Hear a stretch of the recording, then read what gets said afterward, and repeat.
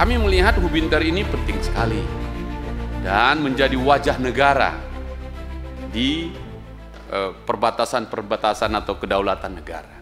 Pertanyaannya, apakah ada pikiran Hubinter setelah sekian tahun hanya punya pos atase 11, cukupnya itu.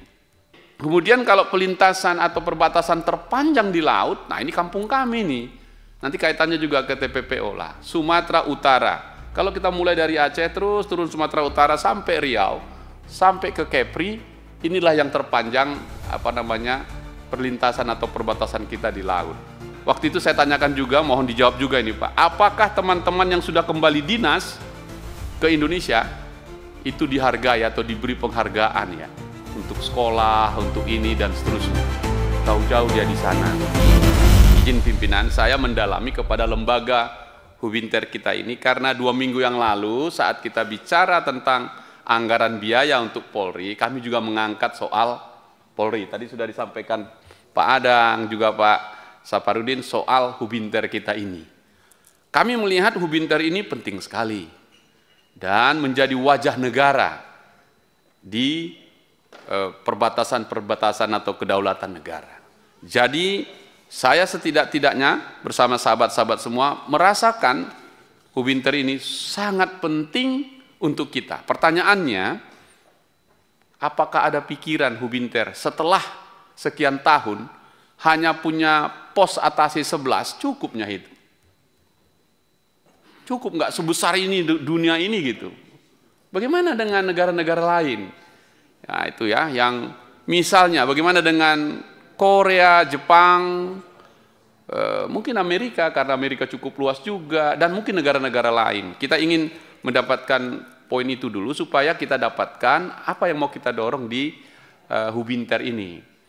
Nah yang kedua, ngomongin perbatasan, nanti nyambung juga ke teman-teman TPPO ya. Kemarin juga kami angkat Pak, saya kebetulan melintasi perbatasan itu.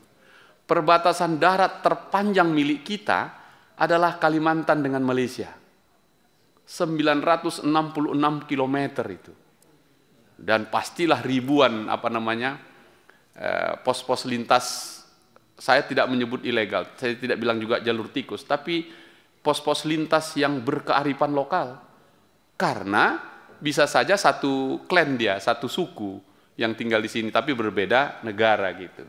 Yang saya ceritakan kepada Wakapolri waktu itu adalah pelintasan Aru dan seterusnya di situ Pak. Nah, kemudian kalau pelintasan atau perbatasan terpanjang di laut, nah ini kampung kami nih.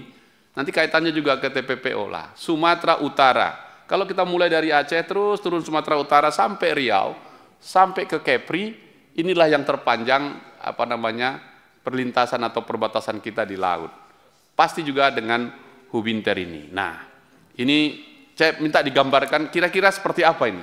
Dan SDM kita tadi disampaikan sekitar sekian ribu tadi dan bagian perdamaian.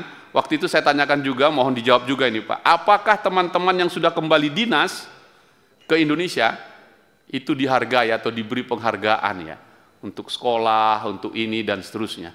Jauh-jauh dia di sana gitu. Kemudian terkait dengan pertanyaan atau arahan dari beberapa senior, khususnya Pak Inca, terkait dengan Atpol Pak, memang ini suatu keniscayaan bagi kami Pak. Kami ingin sekali bertindak cepat terhadap penanganan transnational crime, tapi kami memang kekurangan kaki tangan di wilayah. Kami sudah mengajukan 5 untuk pembukaan Atpol baru yang sudah dikomunikasikan dengan Wamenlu pada saat itu dengan pejabat yang lama, dan sementara sudah di-approve tapi masih berproses hingga saat ini. Kami minta untuk di wilayah Papua Nugini Pak, dibukakan atas kepolisian yang baru dengan tujuan untuk cover terhadap gerakan-gerakan separatis yang berlari ke sana. Kemudian kita minta di Myanmar khususnya banyak sekali warga negara kita yang terlibat dalam scam di sana. Berikut juga di Kamboja, kami minta untuk dibukakan Atpol yang baru. Yang terakhir adalah di China dengan di Jeddah Pak.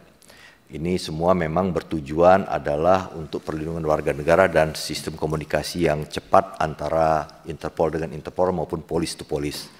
Kami tentunya berharap sekali tadi sebagaimana yang diarahkan oleh senior kami Pak Rikwanto, mohon sekali dukungan dari Bapak pimpinan Komisi 3 untuk mengkomunikasikan percepatan pembentukan Atpol baru ini, Pak. Kami laporkan juga kepada Bapak bahwa sebagian besar personil kami yang ada di ruangan ini adalah mantan-mantan purna dari atase kepolisian. Betul sekali, Pak, kami memang merasakan bertugas sebagai atase kepolisian itu adalah dalam kesendirian dan mengcover wilayah yang di luar batas, kalau boleh dikatakan di luar batas normal kami, Pak. Di Amerika contohnya Brigjen Oktav, ini mantan atase di Washington DC, Pak. Dia bertugas mengcover satu benua, Pak. Satu benua Amerika dia cover. Jadi kalau ada kejadian misalnya di Brazil, di Uruguay, dia ditugaskan, itu uang sakunya dan uang TPL-nya terpakai, Pak. Habis dia, satu kali penugasan saja, Pak. Kami juga bersyukur pimpinan masih memberikan kebijaksanaan untuk atase kepolisian di Amerika dengan di Australia itu dipinjamkan dulu pangkat Brigjen, kemudian setelah posting pangkatnya, jabatannya diambil kembali. Jadi kami hanya belum definitif, Pak, pangkat pati di dua kedutaan, di dua atase kepolisian ini. Kami mengharapkan ke depan mungkin ini bisa menjadi pangkat definitif untuk dua atase kepolisian ini, karena memang sistem komunikasi di luar itu apabila kita yang berkomunikasi dengan pati itu akan beda perlakuannya, Pak. Sebagai contoh juga, Pak, di Australia kami hanya punya satu atase kepolisian, itu dijabat oleh Brigjen Tommy, itu mengcover satu benua Australia, sementara perbandingan Kepolisian Federal Australia menempatkan kurang lebih ada 15 kepolisiannya ada di Indonesia. Jadi setiap sumber, setiap subjek mereka ada perwakilannya. Sementara kita hanya satu orang di situ, Pak. Ini merupakan suatu kendala, tapi kami menikmati, Pak. Kami sangat menikmati tugas itu.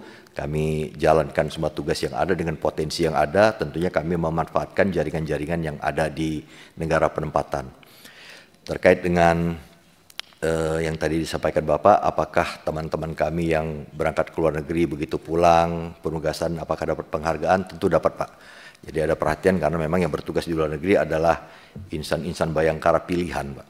Yang berangkat ke luar negeri itu tesnya sama seperti tes seperti mau sekolah, meliputi beberapa aspek. Kalau dinyatakan lulus baru dia dipostingkan, Pak. Jadi sehingga memang teman-teman yang diposting di luar negeri ini kita anggap adalah orang-orang unggul yang memang harus diperhatikan pengembangan karirnya. Alhamdulillah pimpinan Polri selalu berkomitmen dan memberikan kesempatan-kesempatan yang baik, Pak, untuk pengembangan karir dari para Purna FPU, Purna Atpol yang sudah bertugas, dan contohnya kami juga dari Atpol, Pak, yang alhamdulillah mendapatkan kesempatan untuk menjadi Kadif Hub Inter.